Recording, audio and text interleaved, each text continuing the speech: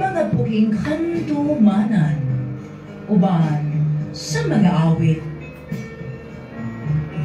Aduna ka ba'y kaagi o kasi na tiyan nga dili ni mo mahimong hikalimtan? Kaagi sa kasa, kapakiyasan o kabarutan nga hangtod karon, buhi pa o nagsamok sa mong panunduman. Kasi na tiyan sa kalipay kalampusan o kadaugan, nga kapanaminan, nakuhan o pagtulunan. Dan, suota ka ng akong mga pinangga, o ipadangan din sa atong tulmanon, mga buhing handumanan, uban sa mga awit.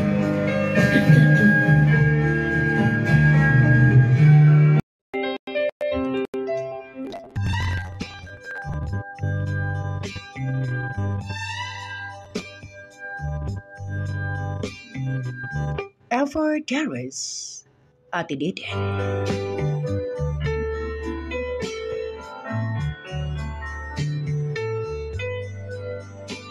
Sugo sa may kamatasan mayong hapon nga na kanimo Ate Diden.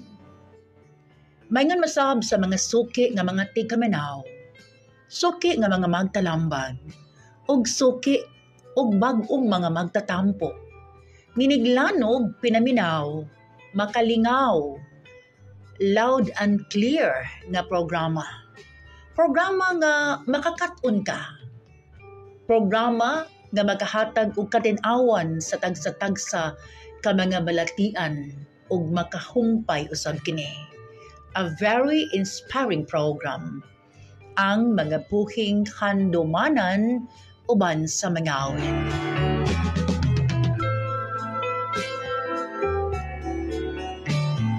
Ako dahil si Ellen Ate Diden.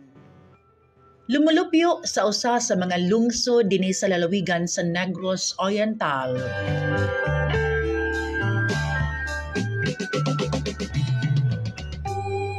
Train anyos ng akong pangidaron Ate Diden. Ang akong sugilanon may tungod kini sa akong bana Ate Deden.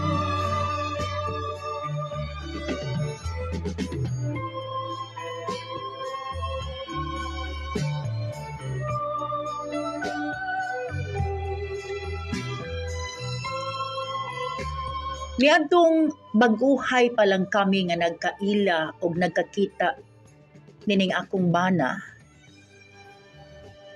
Niadtong tagsaanon pa kami, mga batanon pa kami Ate Deden. Nakadungog na kudaan nga kining ako ang bana mugamit sa ilegal nga drogas ate.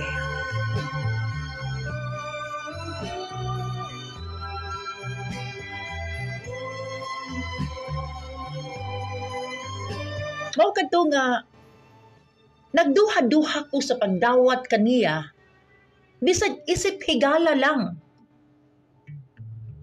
Kay tungod sa iyang background Ate Deden. Apan sa tanto namong panagkita, panag-istoryahanay, kuyog-kuyog, banding-banding, nakita usab nako nga sa laing side sa iyang pagkatawo, sa iyang batasan, nga very friendly, approachable. May pud mangita og panginabuhian. Dili kana bitawng istrikto nga pagkalalaki. Dili pud playboy nga pagkalalaki.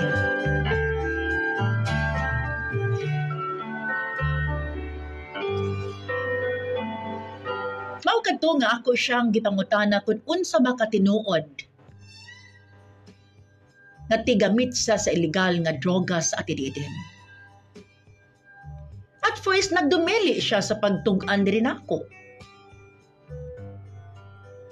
Hangtod nga inanay nga nagpahibalo og mitug-an siya kanako, natungod kuno kanabiyang kakuryoso or curious ba? Unsay feelings nga mogamit og illegal nga drogas. Sa pagpangutana nako ngadto sa akong bana nga kanisuod nakong higala sa una pa namang panagkaila, miangkon siya Ate Din nga nakagamit o nagamit siya og matod pa niya nga iya na kining inanay ginayhinay sa pagputol ang maong bisyo.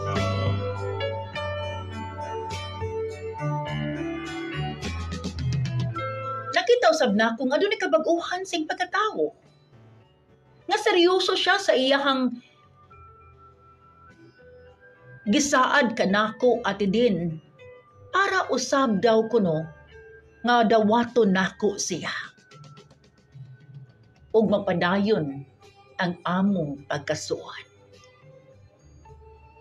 Mao kadto nga miabot ang panahon nga sa pagpangutanan niya nako nga nagbag-o naman siya kung dawaton ba daw nako siya isip akong hinigugma.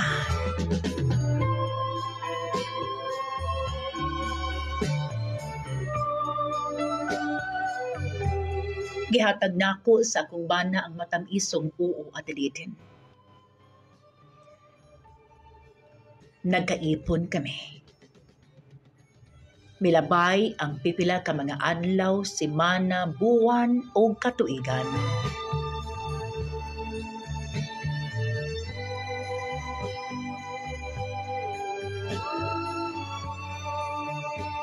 Nagtuo ko at din nga nagpatuo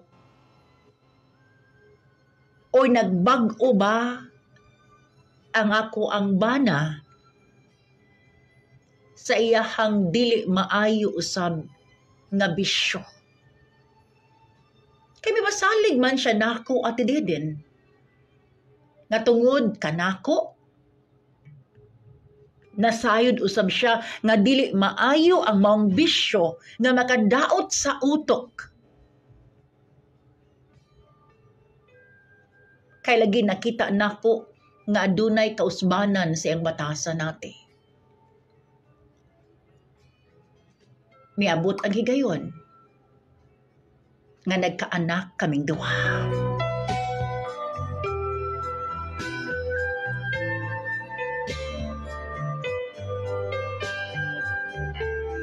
Malipayon ang among pagpuyo kauban sa among duha ka bug-anak kauban sa akong bana at didin.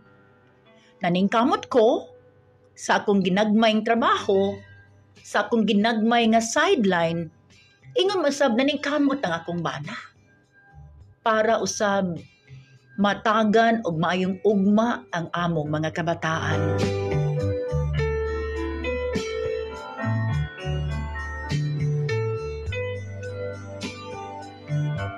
Nakaingon na gani ko sa akong kawalingon at din nga ako na siguro ang pinakamalipayong asawa. Nga ang bana nagpatuo. Ang bana naningkamot.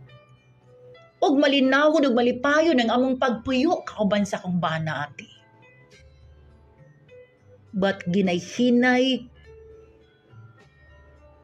og tayog ang nakagamot na namong relasyon sa akong bana ati.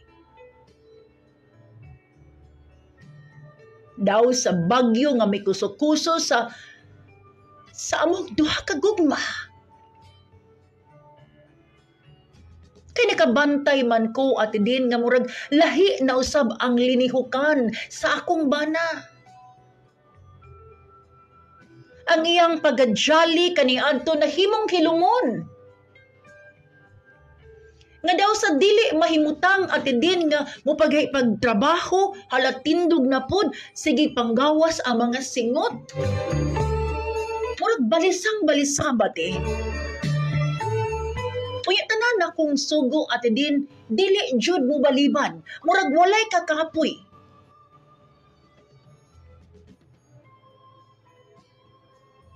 Bisan kung unsa ako ipabuhat niya, iya jung tumano na tiritin.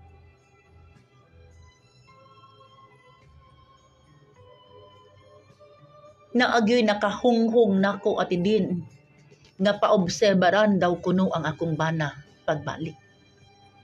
Kay mga ways kana kuno mga gipangbuhat sa akong bana, kanang mga action mao kuno kana ang ilhanan nga nagdroga na sagbalik ang akong bana.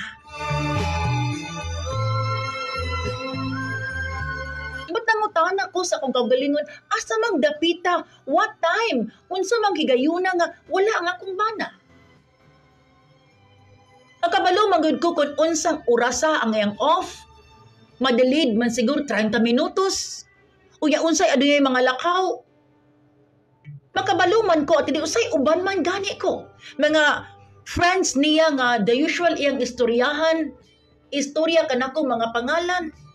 Kailaman sad ko. Murabag nagkatakdo.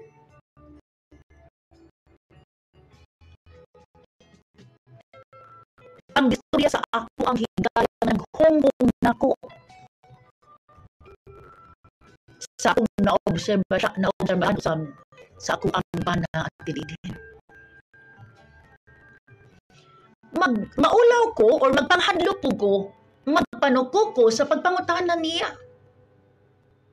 Nagduda ko nga basin mibalik siya sa iyang bisyo. Ang bisyo nga akong gikahadlukan at din.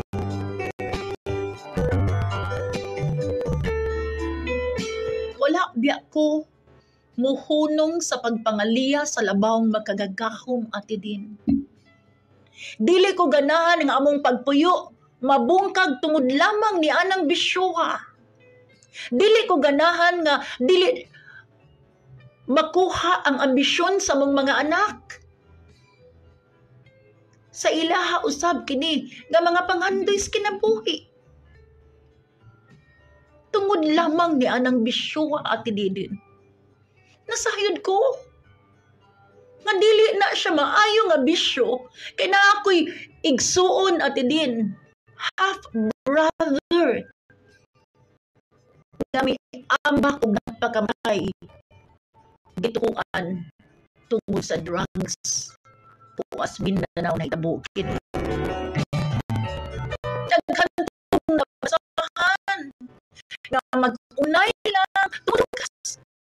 Naghantong na nagtunggan sa telebisyon. Nakita sa telebisyon. Nagtunggan sa radyo. Nagipagay. Gipagdihan. Kinalahan sa kini. Namadakpan ang mga iligal na dugista. And that ate di ko ganahan nga metabo sa kumbana. Di ko ganahan nga mao kini ang hinungdan nga maputol ang among pagkamalipayon. O di sad ko ganahan nga mahanaw sa kong pananaw sa akong kilirahan ng akong bana at din mag-unsa na lang usab kami kauban sa mong mga anak. Karon ate, nagsige na pong paniid sa akong bana kayo sahay na may mabusita nga wako di na ako kaila. Karon ate, mura po kong kanabitang nagpaghadlok everyday kung unsay matabo sa akong bana. Dili ka mangisog ang akong bana ate din kung ako siyang pangutanon or mangita ba kong insakto pang ebidensya nga mibalik na usab ang akong bana pagkadrugista. At itago lang palihog ang akong pangalan o ang address. Pero mira magaming naminaw sa mga tulumanon. Tabangi ko ninyo, te. Nasahid ko nga dagang mga naminaw karon nga naka-experience siya usab nining problema. At din thankful kay ko nga niya kini maong tulumanon nga makapagaan, nga maka-express me sa mga feelings taway sa mga problems. Makakatuno sa me. Ate, magpaabot ko sa inyong opinion, sa inyong tambag. Gikan din sa lalawigan sa Negros Oriental. Ellen.